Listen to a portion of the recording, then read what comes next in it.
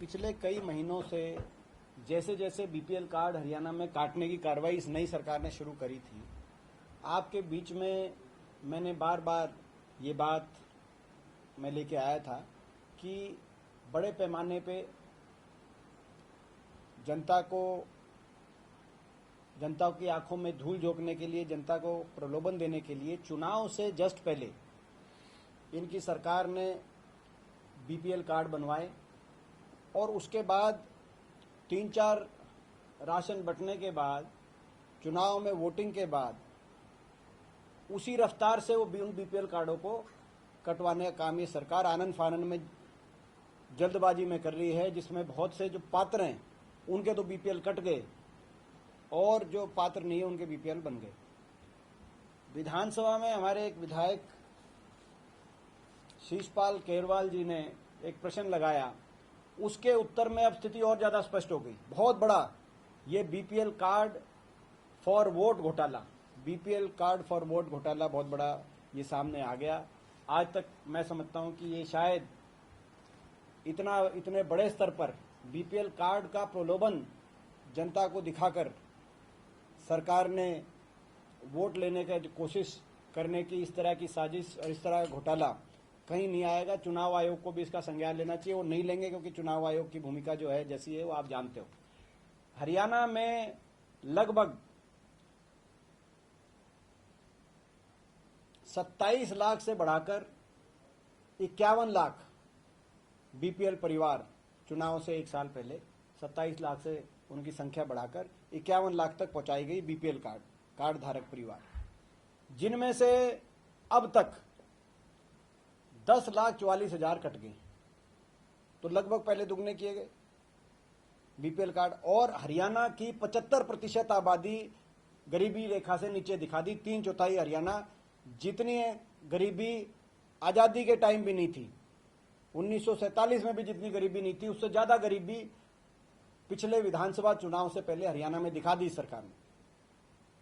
और अब 3-4 राशन बंटने के बाद, वोटिंग के बाद, सरकार बनने के बाद, इनमें से 10,44,000 परिवारों का मतलब यह है कि मतदाता में अगर देखें तो ये आप समझ सकते हो कि एक परिवार में 3 से 4 मतदाता होते हैं। और हर विधानसभा क्षेत्र और हर लोकसभा क्षेत्र में अगर देखें तो हरियाणा का 20 से 25% मतदाता का कार्ड कट गया है। पहले बना था और कटा है। और ये आनन फानन में जल्दबाजी में किया गया, क्योंकि ये इस मकसद से नहीं किया गया कि इनको लाभ पहुंचाएंगे। लाभ पहुंचाने के मकसद से होता तो ये कार्ड नहीं काटते। ये इस मकसद से कार्ड बनवाए गए कि इनसे वोट लेंगे, इनको प्रलोभन दिखाएंगे, इनसे वोट लेंगे। जिस हरियाणा में केवल 22,000 वोट के अंतर से सरकार बनी हो, मात्र आधा प्रतिशत, अलग अलग तरीके से वोट चोरी की गई हो, जो सारे तथ्य हम जल्दी आपके सामने लाने जा रहे हैं, वो भी उस हरियाणा में ये भी एक बहुत बड़ा बीपीएल कार्ड फॉर वोट घोटाला ये सामने आया है। सरकार की अनैतिकता की पोल खुल गई है। मैं समझता हूं कि ये नीयत क्या है इस सरकार की, वो इससे प्रदर्शित हो गई है। मात्र जहां 22,000 वोट का फर्क रहा, वहां 10,44,000 बीपीएल परिवारों के कार्ड काटे गए हैं। 20% हरियाणा की आबादी, इसमें वोटर की आबादी इसमें प्रभावित हुई है, 20 से 25%।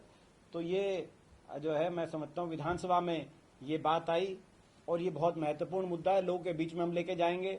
जिन लोगों के कार्ड कटे हैं, बहुत से जायज लोगों के कार्ड कट गए इसमें जल्दबाजी में। केवल चुनाव इनको दिखता है, इनको गरीब जनता नहीं दिखती। ये बीपीएल कार्ड घोटाले की पूरी जांच हो, इसके पीछे कौन कौन अफसर थे, किसने निर्देश दिए कि गलत बीपीएल कार्ड बने, और कौन अब निर्देशित कर रहा है कि सही बीपीएल कार्ड काटे जाएं। वो सारे अफसरों के नाम हम सामने लाएंगे आने वाले दिनों में और उन पर कार्रवाई की मांग करेंगे। तो पहली बात तो ये। दूसरा, यार आप लोग कह रहे थे सारे आगे, सेकंड, पहला तो इशू ये आ गया आपका। सेकंड, दूसरा जो इशू है ये आज का मेन इशू तो ये है, इसी पे हम प्रेस रिलीज वगैरह सारी करेंगे आप लोग के माध्यम से आगे। जो दूसरा इशू है आज का महत्वपूर्ण इशू, वो ये है कि हरियाणा पुलिस ने पोर्टल खोला है ट्रांसफर का, online transfer of male constable और फीमेल कांस्टेबल। ऑनलाइन खोला गया है पोर्टल, और उस ऑनलाइन पोर्टल में जाति का कॉलम दिया गया है। तो यानी कि कांस्टेबल अपनी जाति बताएं और उसके बाद उनकी ट्रांसफर की जाएगी। इससे ज्यादा नकारात्मक और प्रदेश को शर्मसार करने वाला क्या कदम हो सकता है? कहां जा लेके जाएंगे प्रदेश को? कितना ये जाति और धर्म की राजनीति की गर्त में समाज को पहुंचाएंगे? इससे ज्यादा आपत्तिजनक कुछ हो नहीं सकता।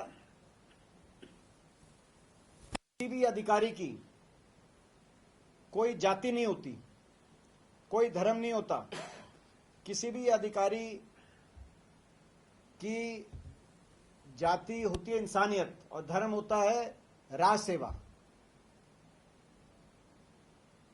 मगर आप जाति पूछ रहे हो और उसके बाद ट्रांसफर की आप ट्रांसफर का, तो ये हम बड़ी भारी, मैं समझता हूं कि सरकार के इस फैसले का हम विरोध करते हैं। ये किसके आदेश पे हुआ है? यदि डीजीपी के आदेश पे हुआ है तो ये तो ऐसा मुद्दा है, इस पे डीजीपी साहब को जिम्मेदारी नैतिक अपने लेते हुए अपना पद को त्याग देना चाहिए, ऐसा मुद्दा है।